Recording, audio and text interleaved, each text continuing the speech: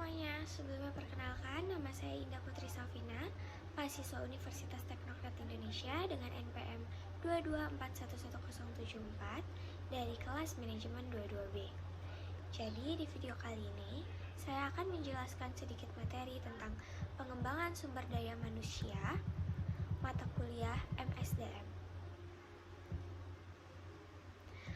Pengembangan SDM, singkatan dari sumber daya manusia, merujuk pada serangkaian aktivitas yang dirancang untuk meningkatkan kemampuan, keterampilan, pengetahuan, dan kualifikasi karyawan dalam sebuah organisasi.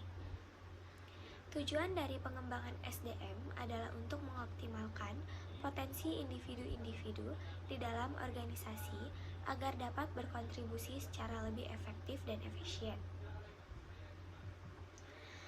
Pengembangan SDM mencangkup berbagai kegiatan seperti pelatihan, pendidikan, pembinaan, penugasan proyek khusus, pengalaman kerja, dan pengembangan keterampilan kepemimpinan.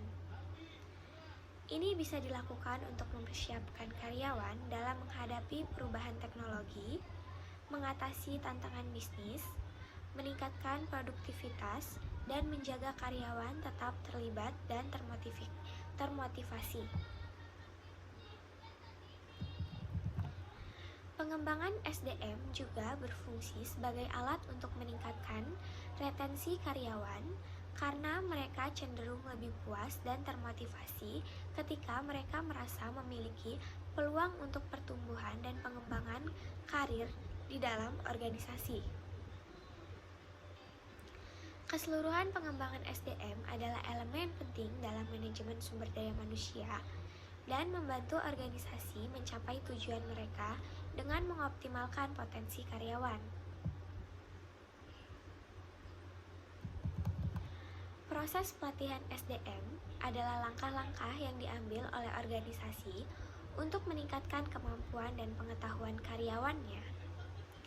Berikut adalah langkah-langkah umum dalam proses pelatihan SDM. Yang pertama, identifikasi kebutuhan pelatihan.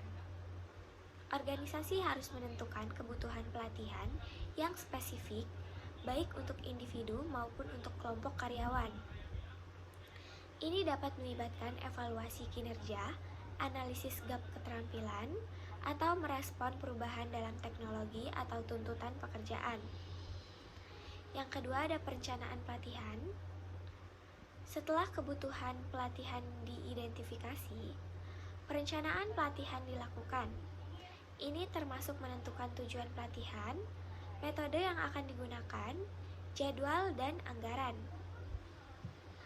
Lalu yang ketiga ada desain pelatihan. Proses desain melibatkan pengembangan materi pelatihan, modul, dan kurikulum yang sesuai dengan tujuan dan kebutuhan pelatihan. Ini juga mencakup pemilihan metode pengajaran seperti kelas tatap muka, pelatihan online, atau pendekatan pelatihan kombinasi. Yang keempat ada implementasi pelatihan. Pelaksanaan pelatihan melibatkan penyampaian materi pelatihan kepada peserta. Ini bisa dilakukan oleh instruktur internal atau eksternal. Organisasi juga harus memastikan peserta memiliki akses ke sumber daya yang dibutuhkan, seperti materi pelatihan atau peralatan khusus. Lalu ada evaluasi pelatihan. Setelah pelatihan selesai, evaluasi diperlukan untuk mengukur efektivitas. Ini mencangkup tes pengetahuan, penilaian keterampilan, atau umpan balik dari peserta. Evaluasi ini membantu menetapkan apakah pelatihan mencapai tujuannya. Lalu yang keenam ada pembantuan dan umpan balik. Organisasi harus memantau kemajuan peserta setelah pelatihan selesai dan memberikan umpan balik konstruktif. Ini membantu peserta menerapkan apa yang mereka pelajari dan memastikan bahwa pelatihan memberikan nilai tambah. Lalu yang ketujuh ada perbaikan. Berdasarkan hasil evaluasi dan umpan balik, organisasi dapat melakukan perbaikan pada program pelatihan. Ini bisa berarti penyesuaian materi, perubahan metode pelatihan, dan penyediaan pelatihan tambahan jika diperlukan. Oke, mungkin itu saja yang dapat saya sampaikan mengenai materi tersebut. Kurang lebihnya saya mohon maaf, dan jika ada salah-salah kata saya mohon maaf. Thank you for watching.